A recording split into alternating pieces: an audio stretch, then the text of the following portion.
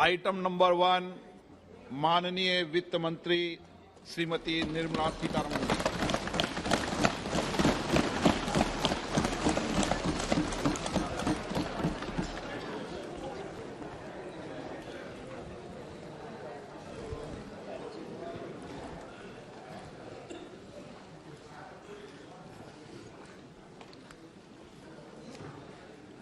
Honourable Speaker, I present the budget for 2023-2024.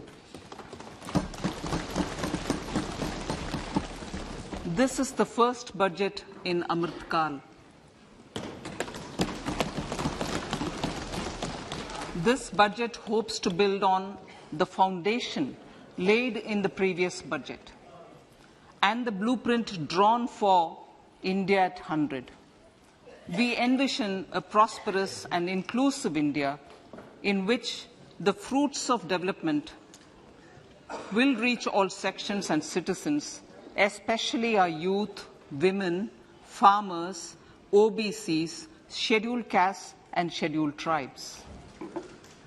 In the 75th year of our independence, the world has recognized the Indian economy as a bright star. Our current year's economic growth is estimated to be at 7%.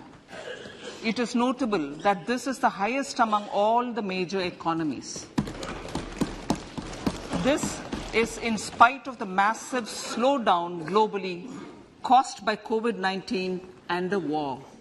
The Indian economy is therefore on the right track and despite a time of challenges, heading towards a bright future. Today, as Indians stand with their head held high and the world appreciates India's achievements and successes, we are sure that elders who had fought for India's independence will, with joy, bless us in our endeavours going forward as well. Our focus on wide-ranging reforms and sound policies implemented through Sabka Prayas, resulting in Jan Bhagidari and targeted support to those in need, helped us perform well in trying times. India's rising global profile is because of the several accomplishments. Unique world-class digital public infrastructure, example, Aadhaar, CoWIN and UPI. COVID vaccination drive in unparalleled scale and speed, proactive role in frontier areas such as achieving the climate-related goals, Mission Life and National Hydrogen Mission. During the COVID-19 pandemic, we ensured that no one goes to bed hungry with a scheme to supply free food grains to over 80 crore persons for 28 months. Continuing our commitment to ensure food and nutritional security, we are implementing from 1st January 2023 a scheme to supply free food grain to all Antyodaya and priority households for the next 1 year. Under PM Garib Kalyan Anna Yojana, the entire expenditure of about 2 lakh crore will be borne by the central government. In these times of global challenges, the G20 presidency gives us a unique opportunity to strengthen India's role in the world economic order. With the theme of Vasudhaiva Kutumbakam, we are steering an ambitious, people-centric agenda to address global challenges and to facilitate sustainable economic development. The government's efforts since 2014 have ensured for all citizens a better quality of life and life of dignity. The per capita income has more than doubled to 1.97 lakh rupees. In these 9 years, the Indian economy has increased in size from being 10th to 5th largest in the world. We have significantly improved our position as well as a well-governed and innovative country with a conducive environment for business as reflected in several global indices. We have made a significant progress in many sustainable development goals. The economy has become a lot more formalized as reflected in the EPFO membership, more than doubling to 27 crore and rupees 7,400 crore digital payments of 126 lakh crore rupees through UPI in 2022. The efficient implementation of many schemes with universalization of targeted benefits has resulted in inclusive development. Some of the schemes are 11.7 crore household toilets under Swachh Bharat mission, which is achieved, 9.6 crore LPG connections under Ujjwala, 220 crore COVID vaccination of 102 crore persons, 47.8 crore PM Jan Dhan bank accounts, insurance cover for 44.6 crore persons under PM Suraksha Bima and PM Jeevan Jyoti Yojana, and cash transfer of 2.2 lakh crores of rupees to 11.4 crore to over 11.4 crore farmers under PM Kisan Samman Nidhi. Our vision for the Amritkal includes technology-driven and knowledge-based economy with strong public finances and a robust financial sector. To achieve this, Jan Bhagidari through Sabka Saath, Sabka Prayas is essential. The economic agenda for achieving this vision focuses on three things. First, facilitating ample opportunities for citizens, especially the youth, to fulfill their aspirations. Second, providing strong impetus to growth and job creation. And third, strengthening macroeconomic stability. To service these focus areas in our journey to India at 100, we believe that the following four opportunities can be transformative during Amritkal. Economic empowerment of women. Deen Dayal Antyodaya Yojana National Rural Livelihood Mission has achieved remarkable success by mobilizing rural women into 81 lakh self-help groups. We will enable these groups to reach the next stage of economic empowerment through formation of large producer enterprises or collectives, with each having several thousand members and managed professionally.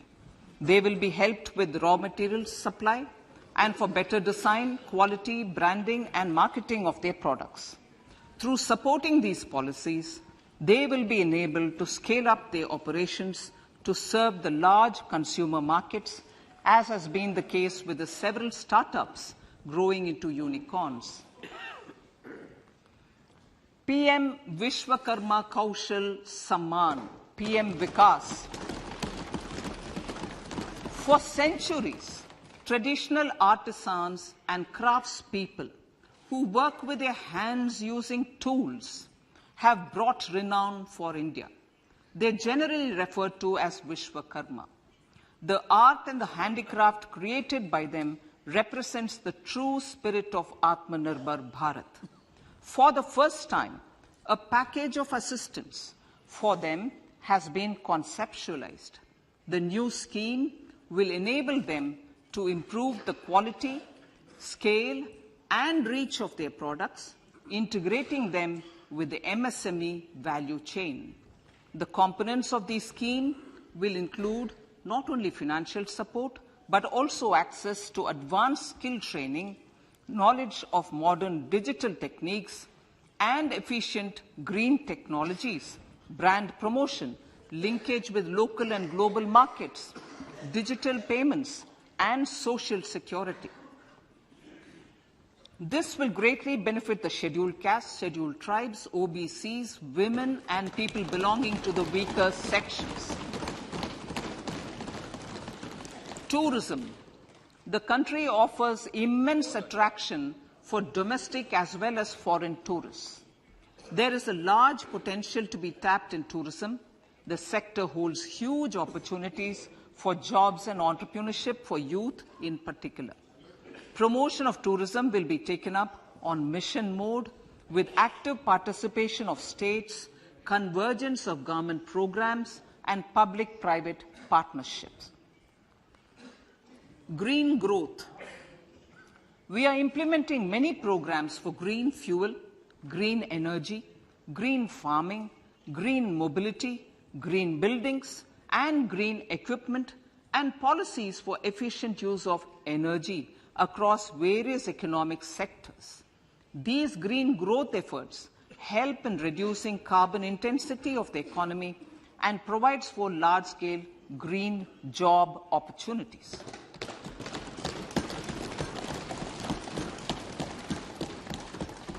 Priorities of this budget. The budget adopts the following 7 priorities. They complement each other and act as the Saptarishi guiding us through the Amritkal. Inclusive development, reaching the last mile, infrastructure and investment, unleashing the potential, green growth, youth power, and financial sector. I now speak on the priority number 1, inclusive development.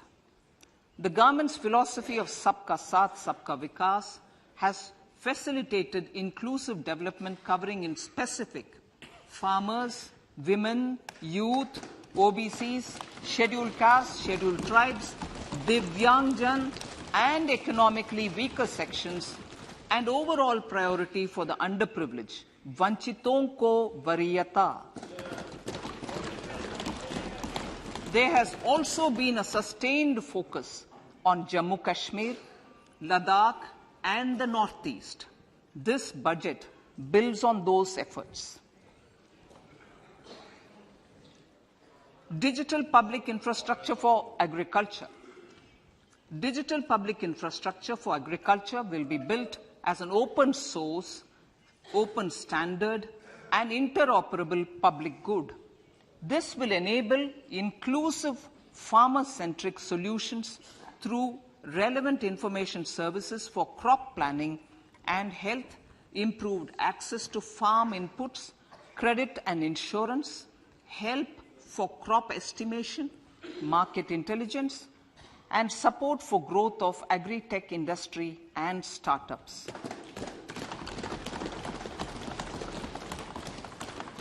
An agriculture accelerator fund. An agriculture accelerator fund will be set up to encourage agri-startups by young entrepreneurs in rural areas. The fund will aim at bringing innovative and affordable solutions for challenges faced by farmers. It will also bring in modern technologies to transform agricultural practices, increase productivity and profitability.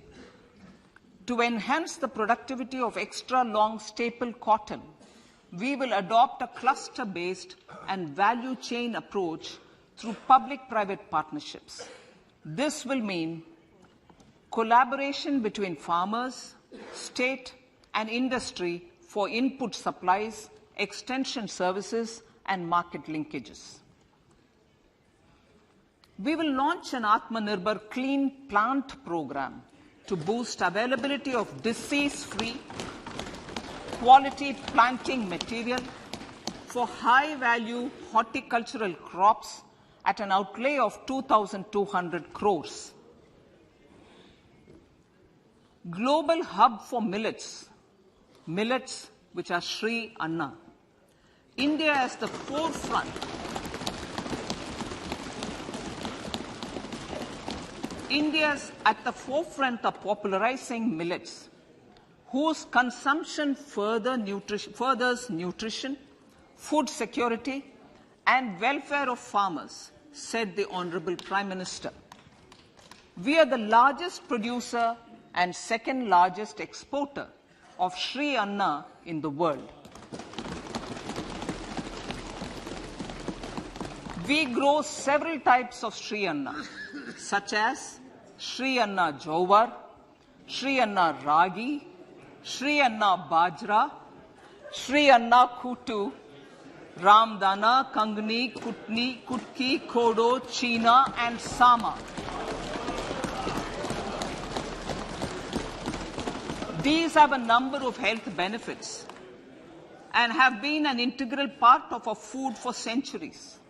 I acknowledge with pride the huge service done by small farmers in contributing to the health of fellow citizens by growing these Sri Anna.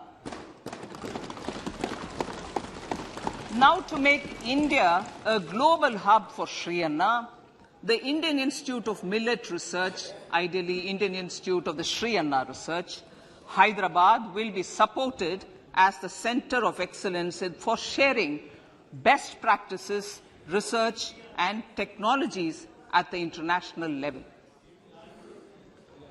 The agricultural credit target will be increased to 20 lakh crores with focus on animal husbandry, dairy, and fisheries.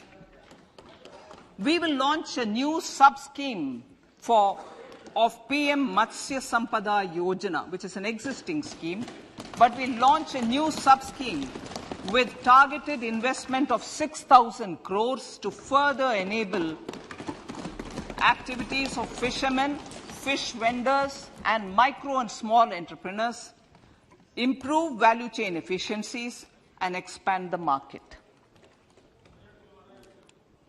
For farmers, especially small and marginal farmers and other marginalized sections, the government is promoting cooperative-based economic development model. A new Ministry of Cooperation was formed with a mandate to realize the vision of Sahakar Se Samriddhi. To realize this vision, the government has already initiated computerization of 63,000 primary agricultural credit societies with an investment of 2,560 crores, 2,516 crores. In consultation with all the stakeholders and the states, model bylaws for PACS were formulated, enabling them to become multi-purpose PACS. A national cooperative database is being prepared for countrywide mapping of cooperative societies. With this backdrop, we will implement a plan to set up massive decentralized storage capacity.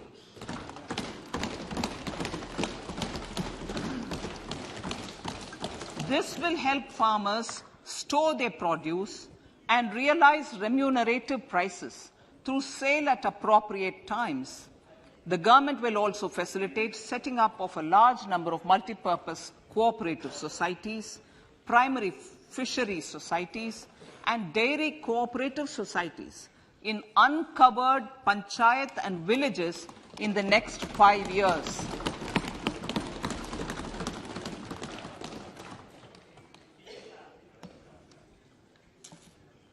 Health, education, and skilling. 157 new nursing colleges will be established in co-location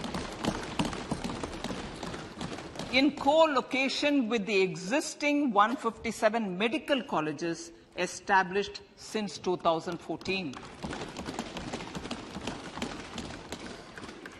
A mission to eliminate sickle cell anemia by 2047 will be launched.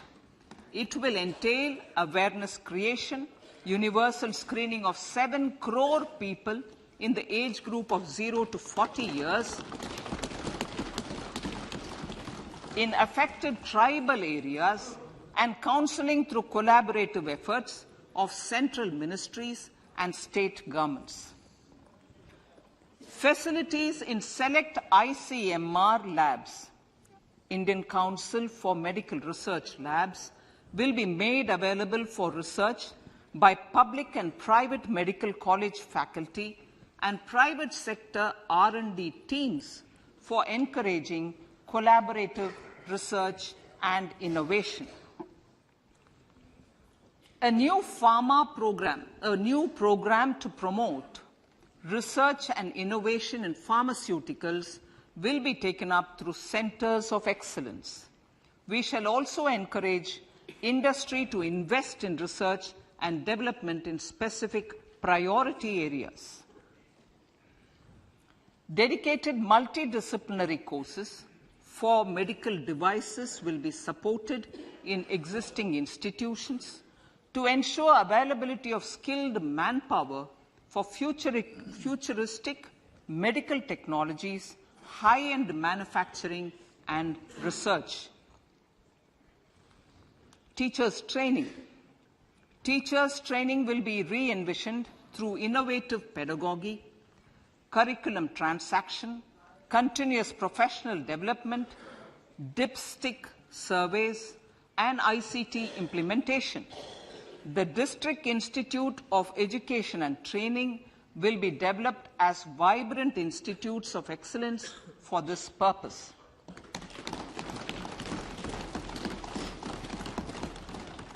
National Digital Library for Children and Adolescents.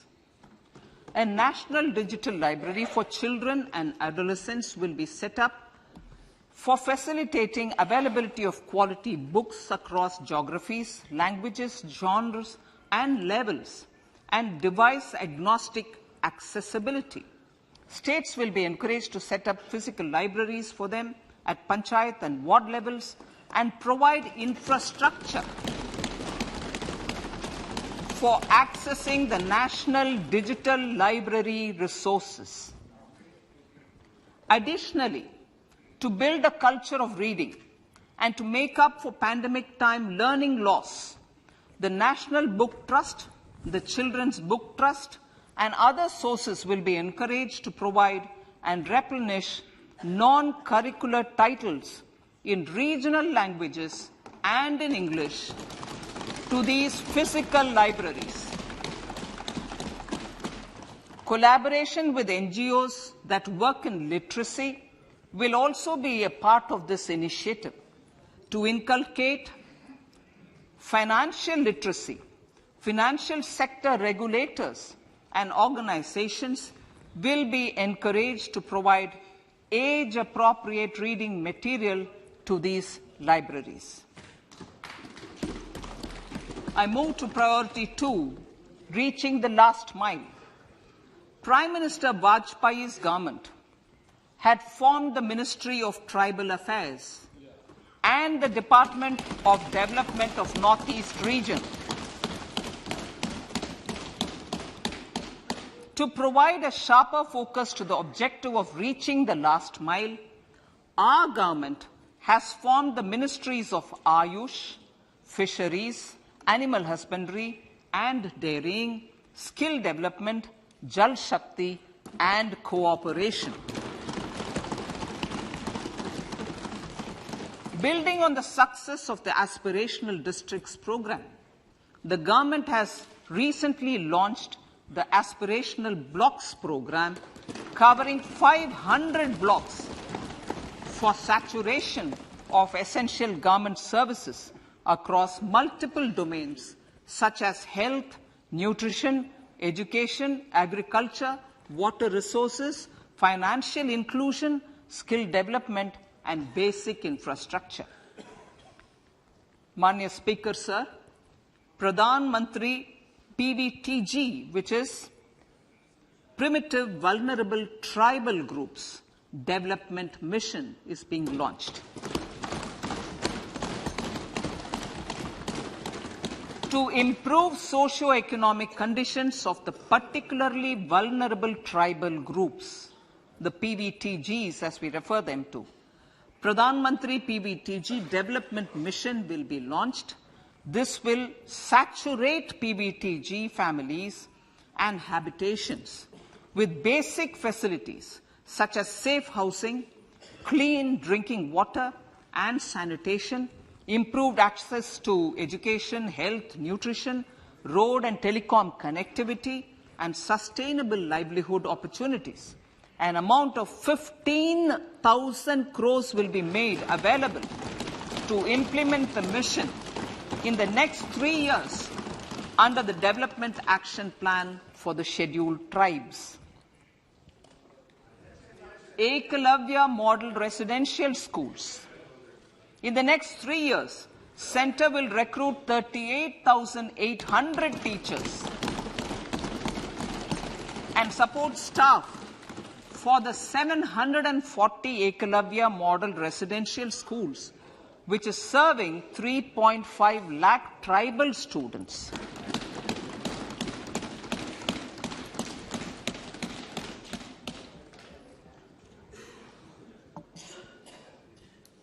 In the drought-prone central regions of Karnataka, central assistance of 5,300 crore will be given to Upper Bhadra project to provide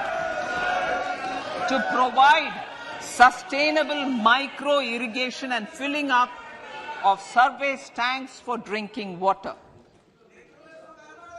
PM Awas Yojana. The outlay for PM Awas Yojana is being enhanced by 66% to over 79,000 crores. Bharat Shared Repository of Inscriptions will be set up in a digital epigraphy museum with digitization of 1 lakh ancient inscriptions in the first stage. Support for poor prisoners. For poor persons who are in prisons and unable to afford the penalty or the bail amount, required financial support will be provided.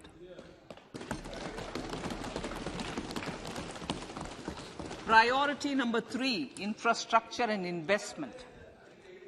Investments in infrastructure and productive capacity have a large multiplier impact on growth and employment. After the subdued period of the pandemic, private investments are growing again. The budget takes the lead once again to ramp up the virtuous cycle of investment and job creation. Honorable Speaker, sir, the capital investment outlay is being increased steeply for the 3rd year in a row by 33% to 10 lakh crores, which would be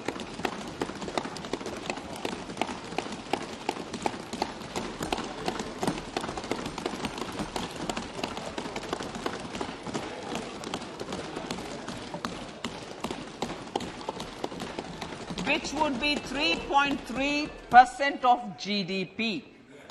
This will almost be 3 times the outlay made in 2019-20.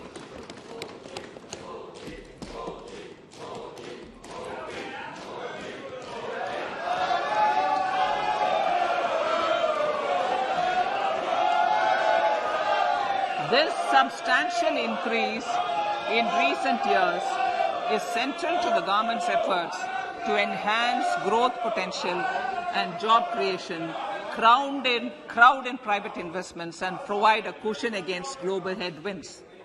The direct capital investment by the centre is complemented by the provision made for creation of capital assets through grants and aids to state. The effective capital expenditure of the centre is budgeted at 13.7 lakh crore rupees, which will be 4.5% of GDP. Support to state governments for capital investment. I have decided to continue the 50-year interest-free loan to state governments for one more year to spur investment in infrastructure and to incentivize them for complementary policy actions with a significantly enhanced outlay of 1.3 lakh crores.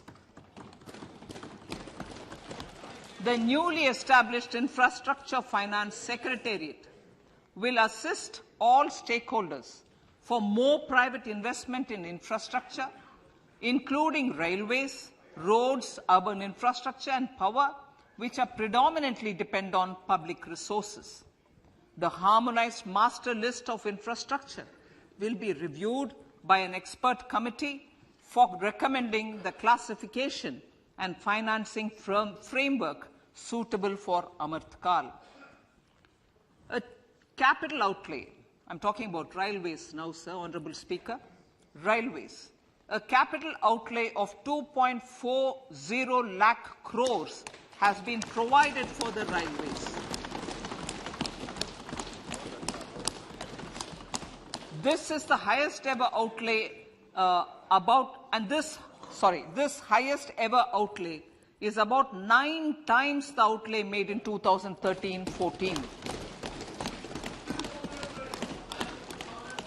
100 critical transport infrastructure projects for last and first mile connectivity for ports, coal, steel, fertilizer and food grain sectors have been identified.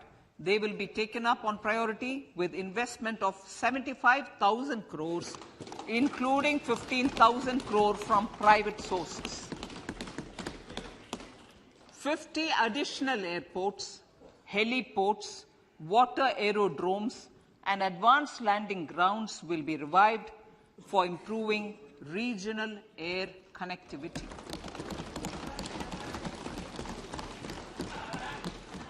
Sustainable cities for tomorrow.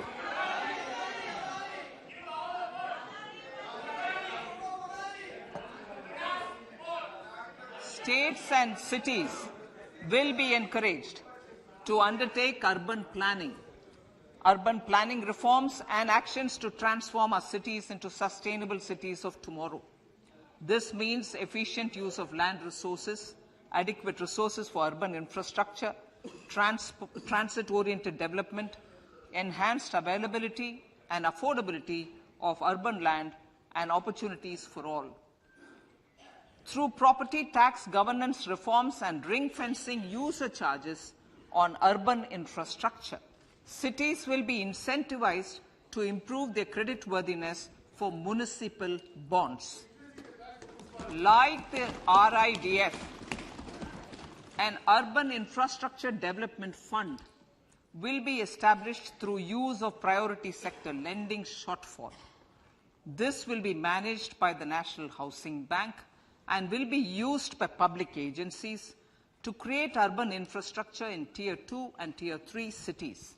States will be encouraged to leverage resources from the grants of the 15th Finance Commission as well as existing schemes to adopt appropriate user charges while accessing the UIDF. We expect to make available 10,000 crore rupees per annum for this purpose. All cities and towns will be enabled for 100% mechanical desludging of septic tanks and sewers to transition from manhole to machine hole mode.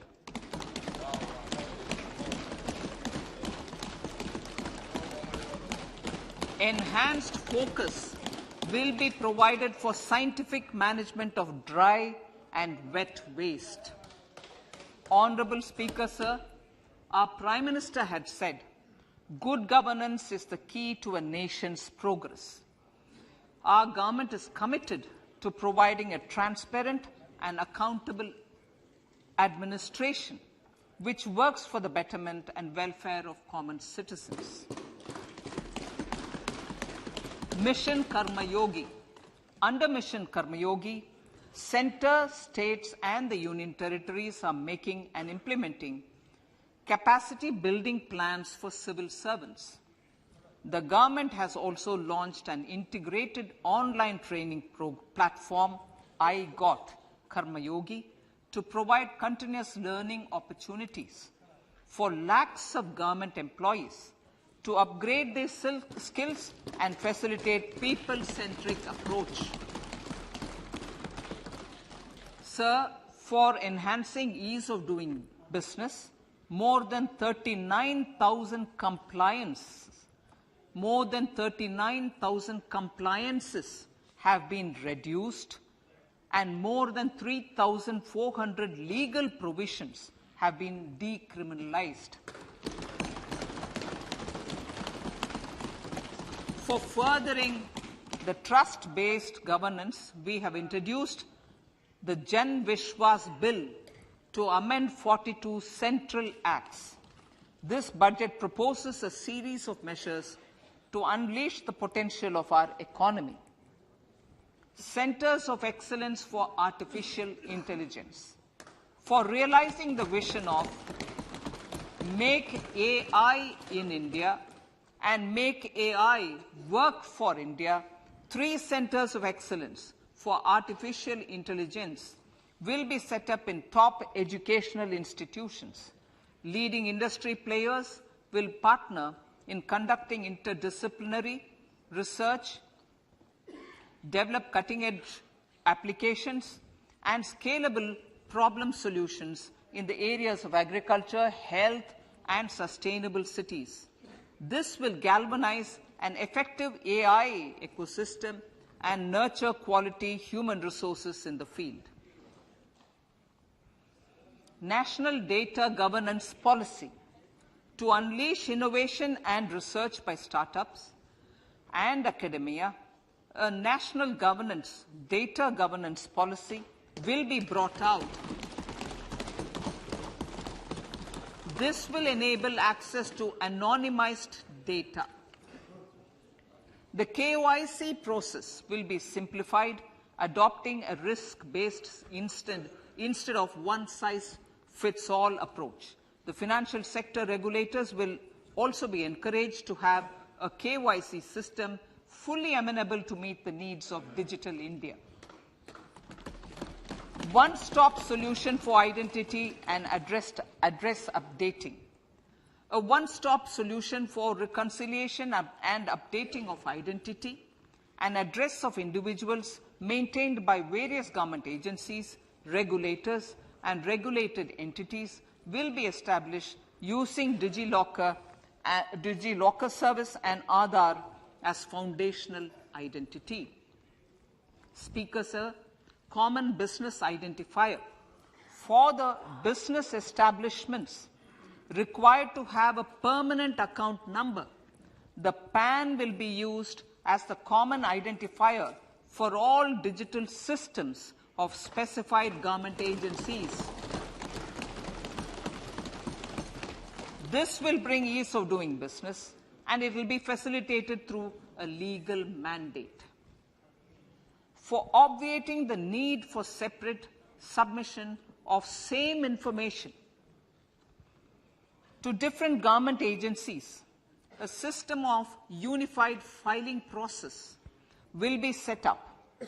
Such filing of information or return in simplified forms on a common portal will be shared with other agencies as per the filer's choice. Vivad Se Vishwas 1, relief for MSMEs. In cases of failure by MSMEs to execute contracts during the COVID period, 95% of the forfeited amount relating to the bid or performance security will be returned to them by government and government undertakings. This will provide relief to the MSMEs. Vivad Se Vishwas 2, settling contractual disputes. To settle contractual disputes of government and government undertakings, wherein arbitral award is under challenge in a court, a voluntary settlement scheme with standardized terms will be introduced. This will be done by offering graded settlement terms depending on pendency level of the dispute. The state support mission of Niti Aayog will be continued for 3 years for our collective efforts towards national priorities. Result-based financing. To better allocate scarce resources for competing development needs, the financing of select schemes will be changed on a pilot basis from input-based to result-based. E-courts. For efficient administration of justice, Phase 3 of the e-courts project will be launched with an outlay of 7,000 crores.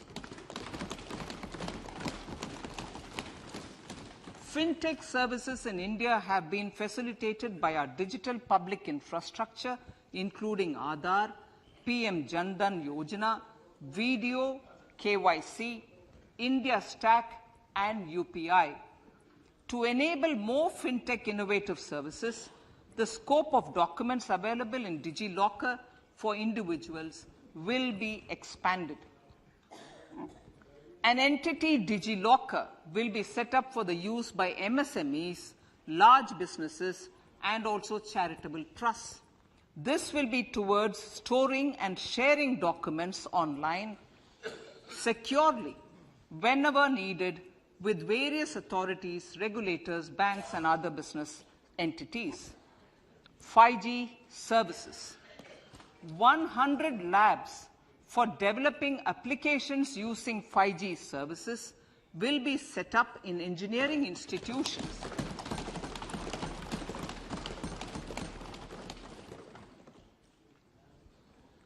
To realize a new range of opportunities, business models, and employment potential, the labs will cover, among others, applications such as smart classrooms, precision farming, intelligent transport systems, and healthcare applications. Lab-grown diamonds. Lab-grown diamonds is a technology and innovation-driven emerging sector with high employment potential. These environment-friendly diamonds, which have optically and chemically the same properties as natural diamonds. To encourage indigenous production of LGD, lab-grown diamond seeds and machines, and to reduce import dependency, a research and development grant will be provided to one of the IITs for 5 years. To reduce the cost of production, a proposal to review the custom duty on LGD seeds will be indicated in Part B of the speech. I come to the fifth priority, Honourable Speaker, sir, green growth. Honourable Prime Minister has given a vision for life or lifestyle for environment to spur a movement of environmentally conscious lifestyle. India is moving forward firmly for the Panchamrit, the net zero carbon emission by 2070 to usher in green industrial and economic transition. This budget builds on our focus on green growth. The recently launched National Green Hydrogen Mission, with an outlay of 19,700 crores, will facilitate transition of the economy to low carbon intensity, reduce dependence on fossil fuel imports, and make the country assume technology and market leadership in this sunrise sector. Our target is to reach an annual production of 5 MMT by 2030. Energy transition. This budget provides for 35,000 crores for priority capital investment towards energy transition and net zero objectives and energy security by Ministry of Petroleum and Natural Gas. To steer the economy on sustainable development path, battery energy storage systems with capacity of 4,000 MWh will be supported with viability gap funding. A detailed framework for pumped storage projects will also be formulated. Renewable energy evacuation.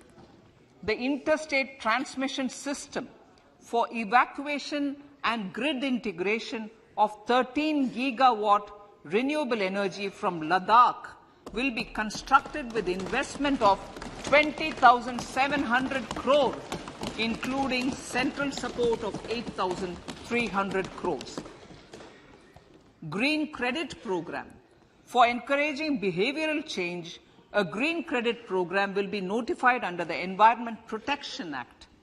This will incentivize environmentally sustainable and responsive actions by companies, individuals, and local bodies, and help mobilize additional resources for such activities. PM Program for Restoration, Awareness, Nourishment, and Amelioration of Mother Earth, PM Pranam, will be launched to incentivize states and union territories to promote alternative fertilizers and balanced use of chemical fertilizers. Go Bardhan Scheme. 500 new waste-to-wealth plants under Go Bardhan, galvanizing organic bio-agro resources done. Go Bardhan scheme will be established for promoting circular economy. These will include 200 compressed biogas plants, including 75 plants in urban areas, and 300 community or cluster-based plants at a total investment of 10,000 crores. I will refer to this in Part B also. In due course, a 5% CBG mandate will be introduced for all organizations marketing natural and biogas. For collection of biomass and distribution of biomanure, appropriate fiscal support will also be provided. Bharatiya Prakritik Kheti Bio-Input Resource Centers. Over the next 3 years, we will facilitate 1 crore farmers to adopt natural farming. For this, Honorable Speaker, 10,000 bio-input resource centers will be set up, creating a national-level distributed micro-fertilizer and pesticide manufacturing network. Mishti.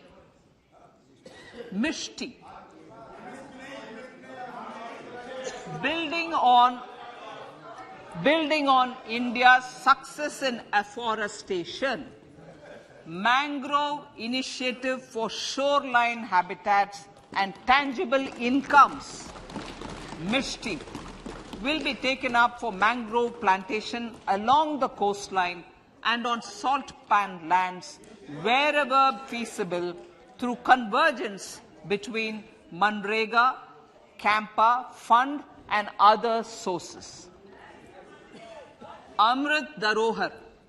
Wetlands are vital ecosystems which sustain biological diversity. In his latest Mann Ki Baat, the Prime Minister said, now, I quote, now the total number of Ramsar sites in our country has increased to 75, whereas before 2014, there were only 26, unquote. Local communities have always been at the forefront of conservation efforts. The government will promote their unique conservation values through Amrit Dharohar, a scheme that will be implemented over the next 3 years to encourage optimal use of wetlands and enhance biodiversity, carbon stock, ecotourism opportunities, and income generation for local communities. Coastal shipping. Coastal shipping will be promoted as the energy efficient and lower cost mode of transport, both for passengers and freight, through PPP mode with viability gap funding. Vehicle replacement. Vehicle replacement is an important continuing policy, replacing the old political,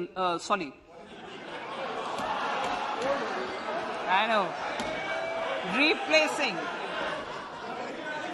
absolutely, thank you.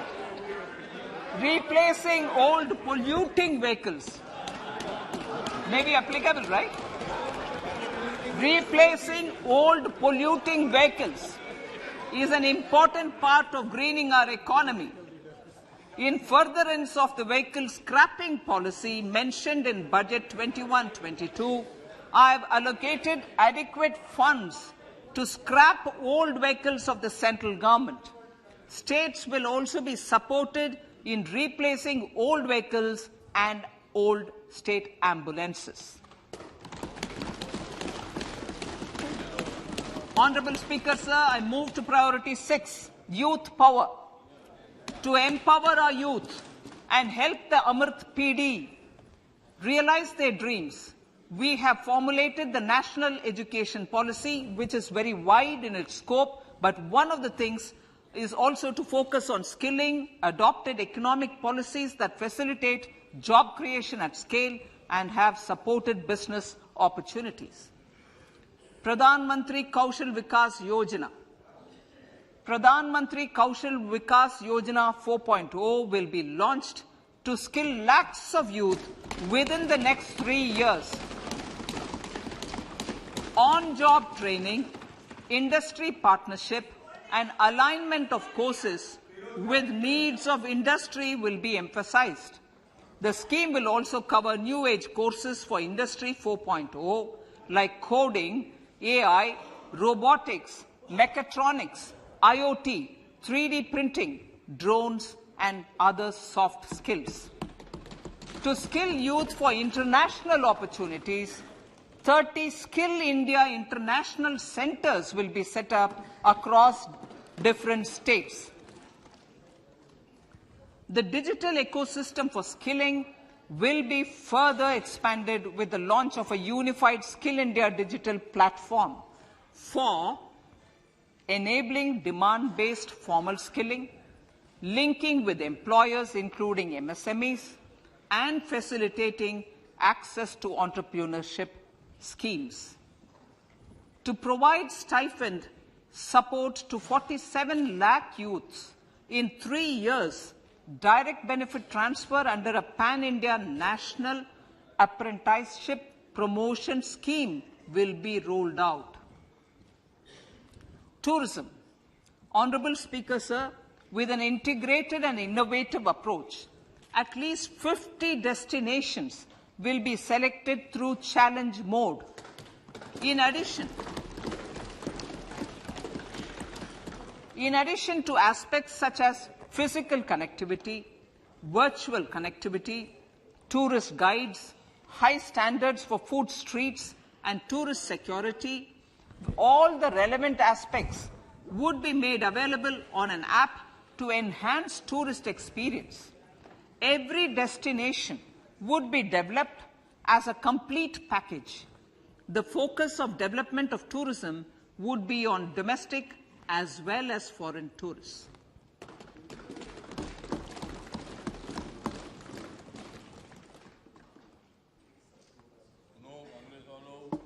Sector-specific skilling and entrepreneurship development will be dovetailed to achieve the objectives of Dekho Apna Desh initiative.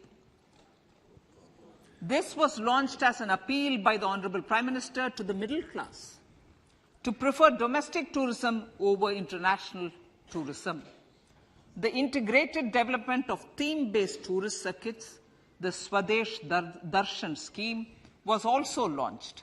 Under the Vibrant Villages program, tourism infrastructure and amenities will be facilitated in border villages. Unity Mall. States will be encouraged to set up a Unity Mall in their state capital or most prominent tourism center or the financial capital for promotion and sale of their one district, one product and GI products and other handicraft products, and for providing space for such products of all other states as well. Sir, priority number 7, financial sector. Our reforms in the financial sector and innovative use of technology have led to financial inclusion at scale, better and faster service delivery, ease of access to credit, and participation in financial markets. This budget proposes to further these measures. Credit guarantee for MSMEs. Last year, I proposed revamping of the credit guarantee scheme for the MSMEs. I am happy to announce that the revamped scheme will take effect from 1st April 2023 through infusion of 9,000 crores in the corpus. This will enable additional collateral-free guaranteed credit of 2 lakh crores of rupees. Further, the cost of credit will be reduced by about 1%. A national financial information registry will be set up to serve as the central repository of financial and ancillary information. This will facilitate efficient flow of credit, promote financial inclusion, and foster financial stability. A new legislative framework will govern this credit public infrastructure and will be designed in consultation with the RBI. To meet the needs of Amrit Kal and to facilitate optimum regulation in the financial sector, public consultation, as necessary and feasible, will be brought to the process of regulation making and issuing subsidiary directions. To simplify, to ease, and to reduce cost of compliance, financial sector regulators will be requested to carry out a comprehensive review of existing regulations. For this, they will consider suggestions from public and regulated entities. Time limits to decide the application under various regulations will also be laid down. Honourable Speaker, sir, to enhance business activities in GIFT IFSC, the following measures will be taken. Delegating powers under the SEZ Act to the IFSCA to avoid dual regulation. Setting up a single window IT system for registration and approval of IFSCA, SEZ authorities, GSTN, RBI, SEBI, and IRDAI. Permitting acquisition financing by IFSC banking units of foreign banks. Establishing a subsidiary of Exim Bank for trade refinancing. Amending IFSCA Act for statutory provisions for arbitration, ancillary services, and avoiding dual regulation under the SEZ Act, and recognizing offshore derivative instruments as valid contracts. Honourable Speaker, sir, data embassy. For countries looking for digital continuity solutions, we will facilitate setting up of their data embassies in GIFT IFSC.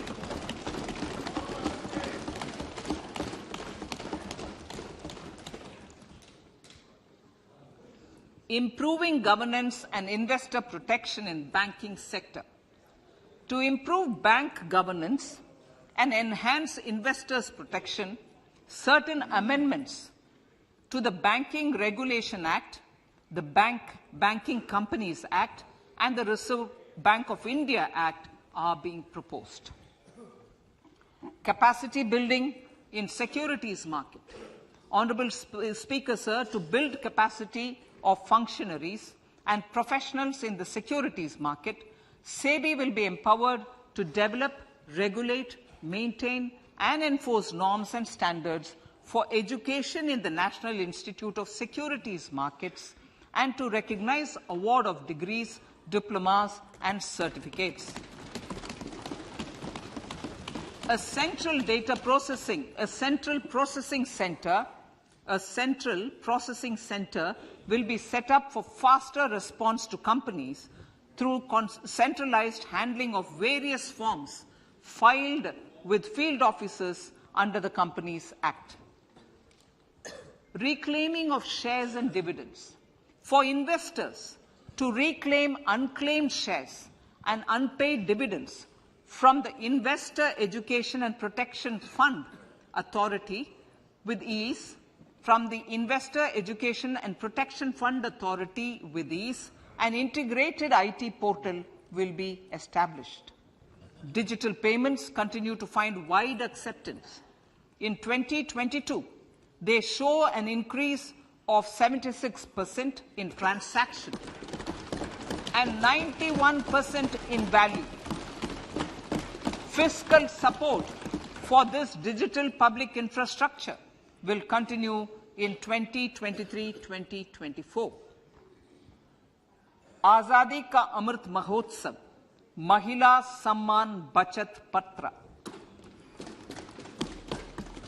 For commemorating Azadi Ka Amrit Mahotsav, a one-time new small savings scheme, Mahila Samman Savings Patra or Savings Certificate, Mahila Samman Savings Certificate will be made available for a 2-year period up to March 2025. This will offer deposit facility up to 2 lakh in the name of a woman or girls for a tenure of 2 years at fixed interest rate of 7.5% with partial withdrawal option. Senior citizens. The maximum deposit limit for senior citizens savings scheme will be enhanced from 15 lakh to 30 lakhs of rupees. The maximum deposit limit for monthly income account scheme will be enhanced from 4.5 lakh to 9 lakh for single account and from 9 lakh to 15 lakh for joint account. Honorable Speaker, sir, fiscal management. 50 years interest-free loan to states. The entire 50-year loan to states has to be spent on capital expenditure within 2023-24. Most of this will be at the discretion of the states, but a part will be conditional on states increasing their actual capital expenditure. Parts of the outlay will also be linked to or allocated for the following purposes: scrapping old government vehicles, urban planning reforms and actions, financing reforms in urban local bodies to make them credit-worthy for municipal bonds, housing for police personnel above or as part of the police station, constructing unity malls, children and adolescent libraries and digital infrastructure, and state share of capital expenditure of central schemes. Honorable Speaker, sir, fiscal deficit of states. States will be allowed a fiscal deficit of 3.5% of GSDP, of which 0.5% will be tied to power sector reforms. Revised estimates 2022 to 2023. The revised estimate, Honorable Speaker, sir, of the total receipts other than borrowing is 24.3 lakh crores, of which the net tax receipts are 20.9 lakh crores. The revised estimate of the total expenditure is 41.9 lakh crores of rupees, of which the capital expenditure is about 7.3 lakh crores. The revised estimate of the fiscal deficit is 6.4% of GDP, adhering to the budget estimate. So budget estimates of 2023-24. Coming to 2023-24, the total receipts other than borrowings and the total expenditure are estimated at 27.2 lakh crores and 45 lakh crores respectively. The net tax receipts are estimated at 23.3 lakh crores. The fiscal deficit is estimated to be 5.9% of the GDP. In my budget speech for 21-22, I had announced that we plan to continue the path of fiscal consolidation, reaching a fiscal deficit of below 4.5% by 2025-26, with a fairly steady decline over the period. We have adhered to this path, and I reiterate my intention to bring the fiscal deficit below 4.5% of GDP by 2025-26. To finance the fiscal deficit in 2023-24, the net market borrowings from dated securities are estimated at 11.8 lakh crores. The balance financing is expected to come from small savings and other sources. The gross market borrowings are estimated at 15.43 lakh crores of rupees. Honourable Speaker, sir, I now move to Part B.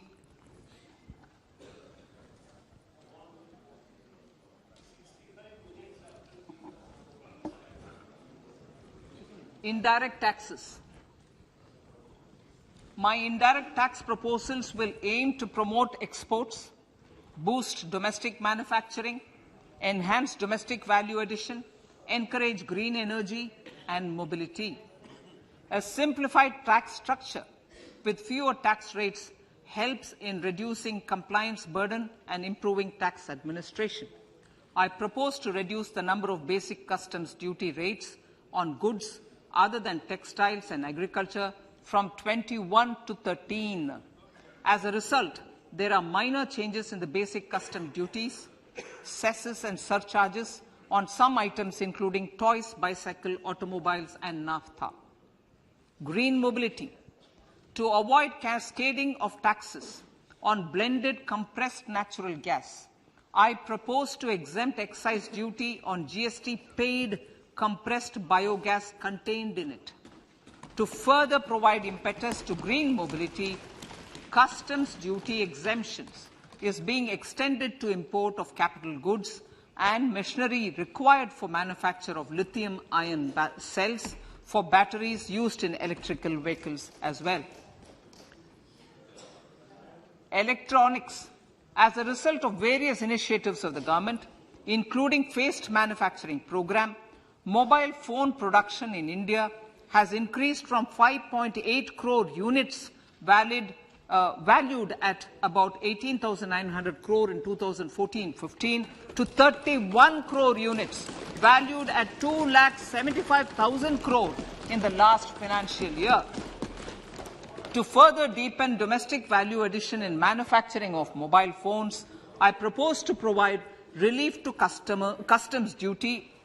I propose to provide relief in customs duty on import of certain parts and inputs like camera lens and continue the concessional duty on lithium-ion cells for batteries for another year. Similarly, to promote value addition in manufacture of televisions, I propose to reduce the basic customs duty on parts of open cells of TV panels to 2.5%. Electrical. To rectify inversion of duty structure and encourage manufacturing of electric kitchen chimneys, the basic custom duty on electric kitchen chimney is being increased from 7.5% to 15%, and that on heat coils for these is proposed to be reduced from 20% to 15%. Chemicals and petrochemicals. Denatured ethyl alcohol is used in chemical industry. I propose to exempt basic customs duty on it. This will also support the ethanol blending program and facilitate an endeavour for energy transition.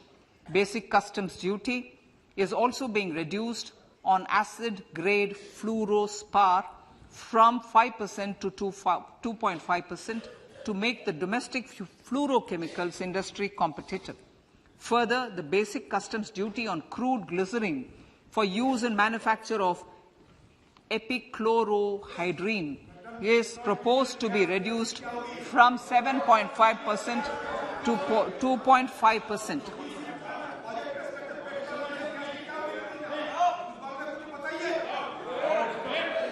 Marine products. In the last financial year, marine products recorded the highest export growth, benefiting farmers in the coastal states of the country. To further enhance the export competitiveness of marine products, particularly shrimps, duty is being reduced on key inputs for domestic manufacture of shrimp feed. India is a global leader, as I said in Part A, in cutting and polishing of natural diamonds, contributing about 3/4 of the global turnover by value. With the depletion of deposits of natural diamonds, the industry is moving towards lab-grown diamonds, and it holds huge promise. To seize this opportunity, I propose to reduce the basic customs duty on seeds used in their manufacture. Custom duties on dore or dore and bars of gold and platinum were increased earlier this fiscal. I propose to increase the duties on articles made therefrom to enhance the duty differential. I also propose to increase the import duty on silver doors, bars and articles to align them with that on gold and platinum. To facilitate availability of raw materials for the steel sector, exemptions from basic custom duty on raw materials for manufacture of CRGO steel, ferrous scrap and nickel cathode is being continued. Similarly, the concessional BCD of 2.5% on copper scrap is also being continued to ensure the availability of raw materials for secondary copper producers who are mainly in the MSME sectors. Compounded rubber. The basic custom duty rate on compounded rubber is being increased from 10% to 25% or 30 kg, whichever is lower, at par with that of natural rubber other than latex, to curb circumvention of duty. Cigarettes. National calamity contingent duty on specified cigarettes was last revised 3 years ago. This is proposed to be revised upwards by about 16%. Direct taxes. I now come to my direct tax proposals. Honourable Speaker, these proposals aim to maintain continuity and stability of taxation, further simplify and rationalise various provisions to reduce the compliance burden, promote the entrepreneurial spirit and provide tax relief to citizens. It has been constant endeavour of the Income Tax Department to improve taxpayers' services by making compliance easy and smooth. Our taxpayers portal received a maximum of 72 lakh returns in a day, processed more than 6.5 crore returns this year. Average processing period reduced from 93 days in financial year 13-14 to 16 days only now. And 45% of the returns were processed within 24 hours. We intend to further improve this, roll out the next generation common IT return form for taxpayer convenience, and also plan to strengthen the grievance redressal mechanism. MSMEs and professionals. MSMEs are growth engines of our economy.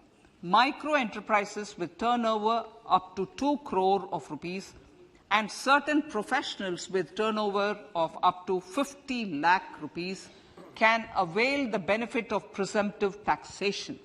I propose to provide enhanced limits of 3 crore and 75 lakh respectively to the taxpayers whose cash receipts are no more than 5%, whose cash receipts are no more than 5%.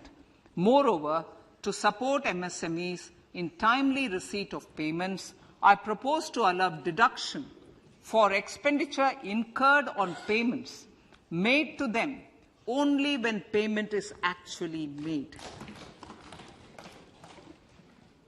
Cooperation. Cooperation is a value to be cherished. In realizing our Prime Minister's goal for Sehkar Se Samriddhi and his resolve to connect the spirit of cooperation with the spirit of Amrit Kal, in addition to the measures proposed in Part A, I have a slew of proposals for the cooperation sector. First, new cooperatives that commence manufacturing activities till 2024, 31st March, shall get the benefit of a lower tax rate of 15%, as is presently available to new manufacturing companies. Secondly, I propose to provide an opportunity to sugar cooperatives to claim payments made to sugarcane farmers for the period prior to the assessment year 2016-17 as expenditure. This is expected to provide them a relief of almost 10,000 crores. Thirdly, I am providing a higher limit of 2 lakh per member for cash deposits to loans in cash by primary agricultural cooperative societies and primary cooperative agriculture and rural development banks. I repeat that. Thirdly, I am providing a higher limit of 2 lakh per member for cash deposits to and loans in cash by primary agricultural cooperative societies and primary cooperative agricultural and rural development banks. Similarly, a higher limit of 3 crore for TDS on cash withdrawal is being provided to cooperative societies. Startups.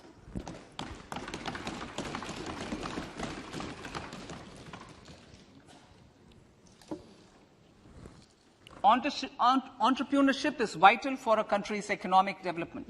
We have taken a number of measures for startups and they have borne results. India is now the third largest ecosystem for startups globally and ranks second in innovation quality among middle-income countries. I propose to extend the date of incorporation for income tax benefits to startups from 31/3/2023 to 31/3/2024. I further propose to provide the benefit of carry forward of losses on change of shareholding of startups from 7 years of incorporation to 10 years.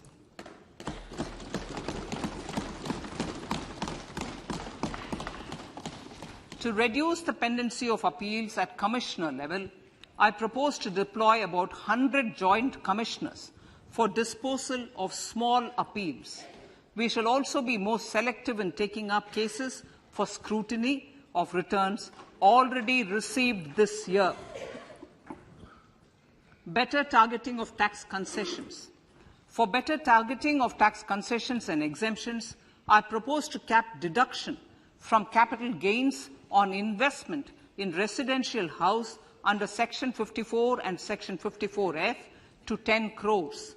Another proposal with similar intent is to limit income tax exemption from proceeds of insurance policies with very high value. Rationalization. Honourable Speaker, sir, there are a number of proposals relating to rationalization and simplification. Income of authorities, boards and commissions set up by statutes of union or state for the purpose of housing, development of cities, towns and villages, and regulating and developing an activity or matter is proposed to be exempted from income tax. Other major measures in this direction are removing the minimum threshold of 10,000 for TDS and clarifying taxability relating to online gaming, not treating conversion of gold into electronic gold receipts and vice versa as capital gains, reducing the TDS rate from 30% to 20% on taxable portion of EPF withdrawals in non-PAN cases and taxation on income for market-linked debentures.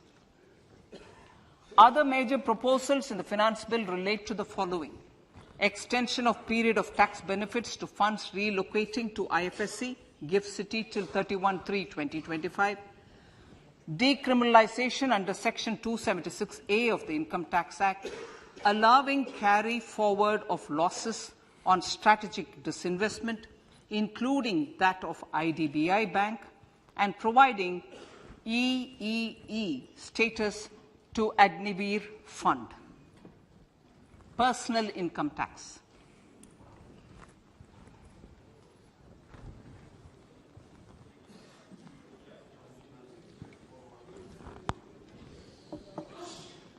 Now I come to what everyone is waiting for. Personal income tax. I have 5 major announcements to make in this regard. These primarily benefit our hard-working middle class. The first one concerns rebate. Currently, those with income up to 5 lakh do not pay any income tax in both old and new regimes. I propose to increase the rebate limit to 7 lakhs in the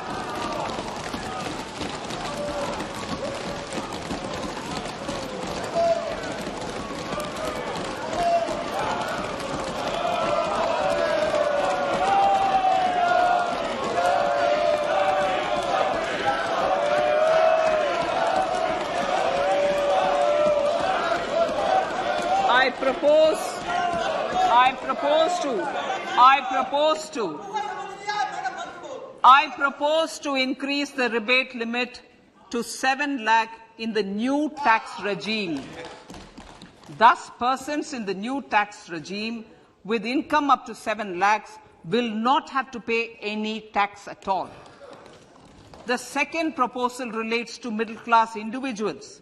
I had introduced in the year 2020 the new personal income tax regime with 6 income slabs starting from 2.5 lakh. I propose to change the tax structure in this regime by reducing the number of slabs to 5 and increasing the tax exemption limit to 3 lakhs. The new tax rates are 0 to 3 lakh, nil. 3 to 6 lakhs, 5%. 6 to 9 lakhs, 10%. 9 to 12 lakh, 15%. 12 to 15 lakhs, 20%. And above 15 lakhs, 30%. This will provide major relief to all taxpayers in the new regime. An individual with an annual income of 9 lakhs will be required to pay only 45,000 rupees. This is only 5% of his or her income. It is a reduction of 25% on what he or she is required to pay now. That is 60,000. So in the place of 60,000, it is now only 45,000. Similarly, an individual with an income of 15 lakh rupees would be required to pay only 1.5 lakh or 10% of his income or her income, a reduction of 20% from the existing liability of 1,87,500 rupees. My third proposal is for the salaried class and the pensioners, including family pensioners, for whom I propose to extend the benefit of standard deduction to the new tax regime. Each salaried person with an income of 15.5 lakh rupees or more will thus stand to benefit by 52,500 rupees. My fourth announcement in personal income tax is regarding the highest tax rate, which in our country is 42.74%. This is among the highest in the world. I propose to reduce the highest surcharge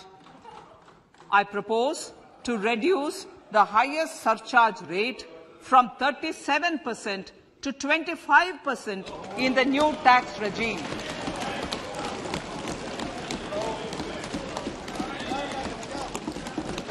This would result in reduction of the maximum rate. This would result in the reduction of the maximum tax rate to 39%. Lastly, the limit of 3 lakh rupees for tax exemption on leave encashment on retirement of non-government salaried employees was last fixed in the year 2002, when the highest basic pay in the government was only 30,000 rupees per month. In line with the increase in the government salaries, I am proposing to increase this limit to 25 lakh rupees.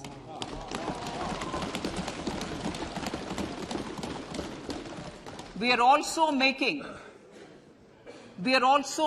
the new income tax regime as the default tax regime. However, citizens will continue to have the option to avail the benefit of the old tax regime. Apart from these, I am also making some other changes as given in the annexure. As a result of these proposals, revenue of about 38,000 crore to 37,000 crore in direct taxes and rupees 1,000 crore in indirect taxes will be foregone, while revenue of about 3,000 crore will be additionally mobilized. Thus, the total revenue foregone is about 35,000 crores annually. Honorable Speaker, sir, with these words, I commend the budget to this august House.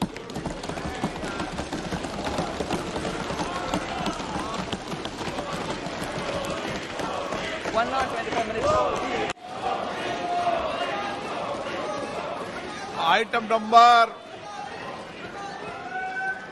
1 माननीय item number 2 Shrimati Nirmala Sitharaman ji. Sir, with your permission, I lay on the table of the following statements. Under Section 3(1) of the Fiscal Responsibility Budget Management Act 2003, 1. Medium-term fiscal policy cum fiscal policy strategy statement and macroeconomic framework statement. माननीय सदस्यगण, जैसा कि आपको समाचार भाग 2 के माध्यम से पहले ही सूचित किया जा चुका है कि माननीय वित्त मंत्री जी के बजट भाषण की प्रतियां हार्ड कॉपी के रूप में उपलब्ध कराई गई है. आप बजट भाषण की अपनी अपनी प्रति प्रकाशन पलक से ले लें. आपको ये भी सूचित किया जाता है कि माननीय मंत्री द्वारा बजट प्रस्तुत किए जाने के पश्चात उसकी प्रतियां आपको मेंबर्स पोर्टल के माध्यम से उपलब्ध करा दी जाएगी. आइटम नंबर 3 माननीय मंत्री जी, वित्त मंत्री जी.